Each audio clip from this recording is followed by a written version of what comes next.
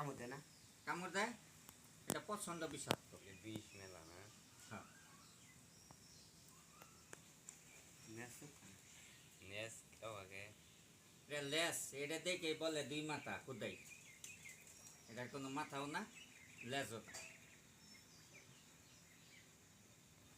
এটা রাত্রে এটার লাইট মারলে এটার থেকে আলো জ্বলে। আগে রুডে এই রংটা দিত, এখন সাদা আর কালা দেয়, আর হলুদ আর কালো।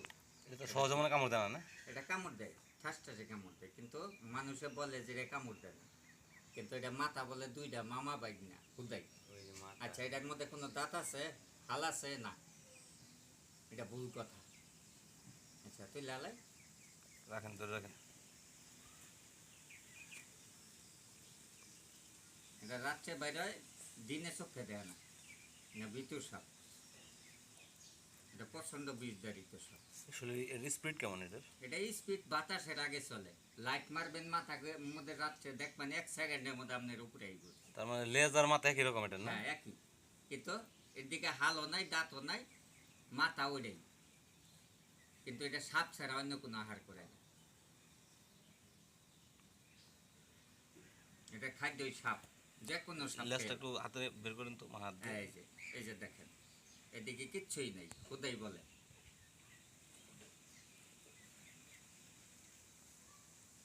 এই সাপটা কিন্তু একবারে খুব শান্ত সাপ। এটা কোথা থেকে আনছেন? এই যে মানুষের ঘরে উড়ে, মানুষের ঘরের দিকে।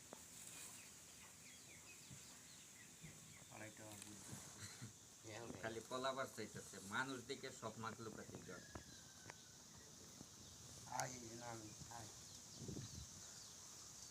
এই যে আর এনে 11 বাজার গেছি সাপ ধরবার নিকে, এই ঘরে টুয়ের উপরে গুকরা সাপ, খালিকের পাখি খেতেছে। এটা ফোনটা না তুললো না? না, এটা ফানা তুলবো না, ফানা তুলবো খালি গুকরা।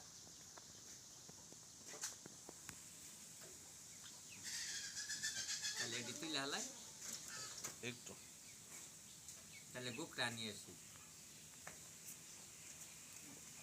নিয়ে সব বিষধারিত সাপ।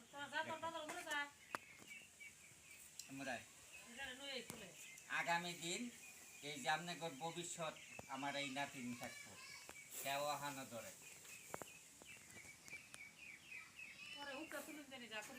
হ্যাঁ, এই নাতিন আগামী দিনের ভবিষ্যৎ। আমি মরার পরে সেই থাকবো আপনার সম্মুখে। এটা কালকে এই যে জলিল বুইয়ার বাড়িতে 7টা মুরগি মারছে। এই যে লেস নাই, যে কোনো সাপে মানুষের, যে কোনো পশু পাখি কামড় দিব, লেস করে দেব। কালকে রাত্রে 11টার সময় আনছি। আসলে এটা কি খেলা দেখানো সাপ নাকি? না না, এটা খেলা দেখায় না, সাপ না, কিন্তু এই যে দাঁত উড়াইয়া খেলা দেখায়। আমি কোনো দাঁত টাত উড়াইনি, এটা নির্বিষ না, এটা কোনো খেলা দেয় না, এটা খারই থাকে। এটা মনে করেন যে বাইদার দাঁত দুধ উড়াইয়া পরে আপনাকে সানমুখে খেলা দেখায়, তাবিজ কবচ বেছে। সাপের কোনো তাবিজ কবচ জাদু মন্ত্র নাই। সাপ ধরার সাহস, কামড় দিচ্ছে এনতে বেরাম, ফুফাও জীবনে বিশ্বাস করবেন না।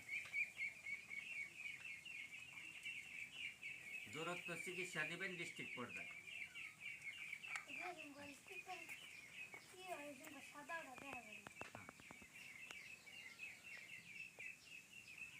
এই এদিকে দেখা, ওইদিকে থাকা, আপনি কথা কবেন ওইদিকে থাকা। এই নাই এই সাপ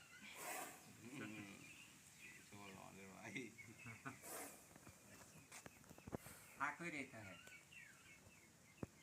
তুমি কোথায় বেশি এসে পড়ো? তুমি ওই পাশে যাও। হ্যাঁ, 3 টাকা মোট খাইছে, 2 টাকা খাইছে একটারই। ওই আমি দরবার যাই, পাশে পাশে যাই।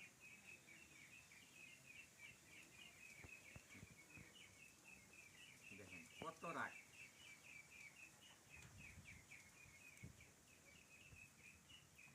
তুই লালাই কাটটা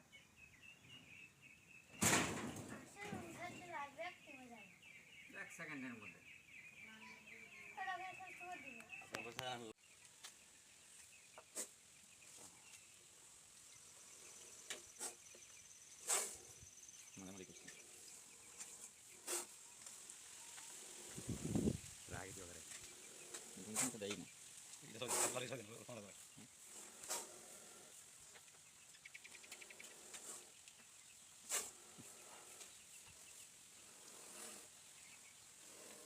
একটা রূপতে গিয়া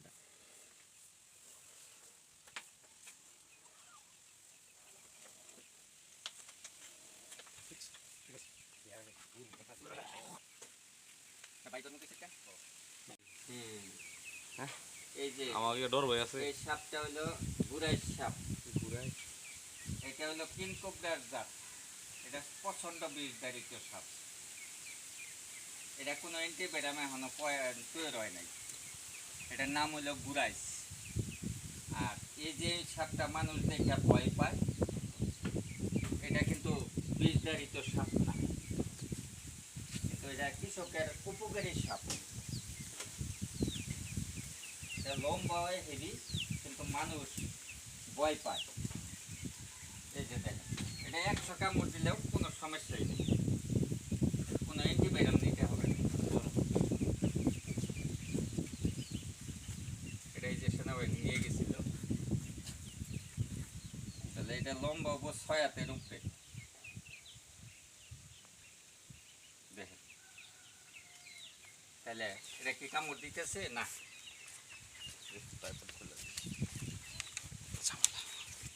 সামনে না ধরতে চাইছে।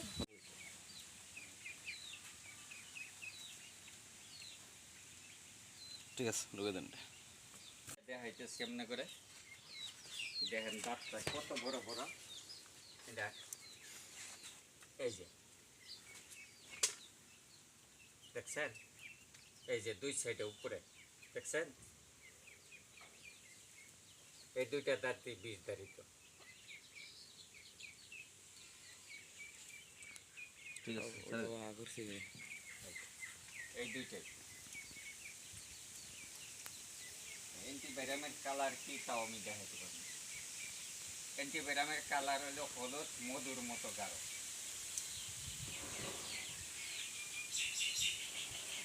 তাহলে খুবটা পাইজন্য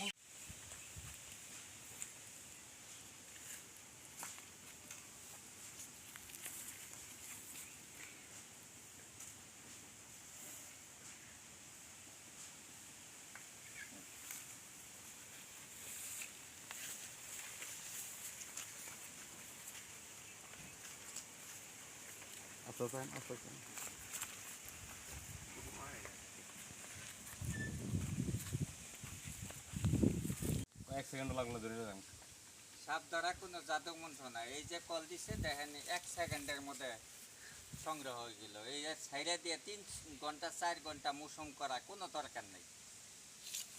সাপ ধরা সাহস, কামড় দিছে অ্যান্টিবায়োটিক, কোনো ফুফাওয়ার বিশ্বাস করবেন না। আচ্ছা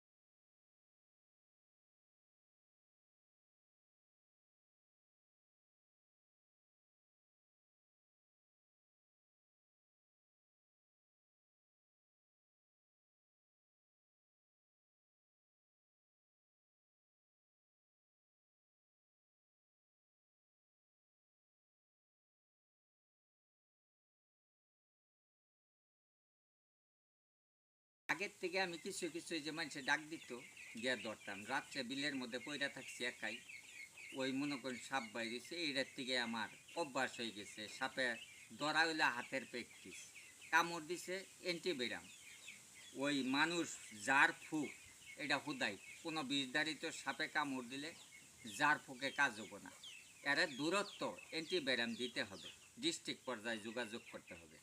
এখন থানা পর্যায়ে অ্যাপ্লাই করা হয়েছে, সবাই থানা পর্যায়ে পাও মেডিকেলে, কিন্তু ফুফা হয় নাই।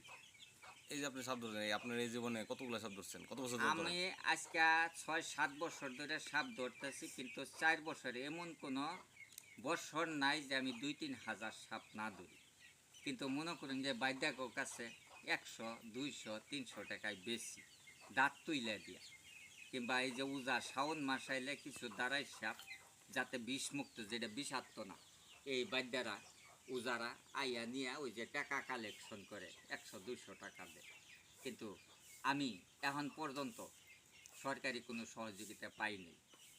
আর যদি আমার এই সহযোগিতাটা দেয়, আমি আরও অ্যান্টিবায়োটিকের মূল্য আমি সব ডিব্বা ডাব্বি সব কিছু দিচ্ছি, কিন্তু আমি অবৈধভাবে কোনো কাজ করবো না। যদি সরকার অ্যান্টিবায়োটিকের মূল্য আমারে দেয়, যদি তারা নেয়, আমি তৈরি করে দিতে পারবো। আমার কাছে সব যন্ত্রপাতি আছে, জাসকো কোম্পানির থেকে আমার সাপের বিষ উদ্ধারের জন্য। হ্যাঁ, তাহলে আমি কোনো বিষমুক্ত সাপ না, সব আমার অরিজিনাল বিষাক্তর সাপ আছে। 5 প্রকার সাপ আমি এলাকায় ধরি, বিভিন্ন জায়গায় যাই। কিন্তু আমারে যদি এটার মধ্যে আমারে পুরা মূল্য দিয়ে আমারে যদি এই পথে অগ্রসর দেয়, আমি করতে পারবো। এই যে সাপ ধরতেছেন, আপনার কি সাপ ধরে নেশা হয়ে গেছে নাকি? সাপ ধরা আমার নেশা এবং পেশা।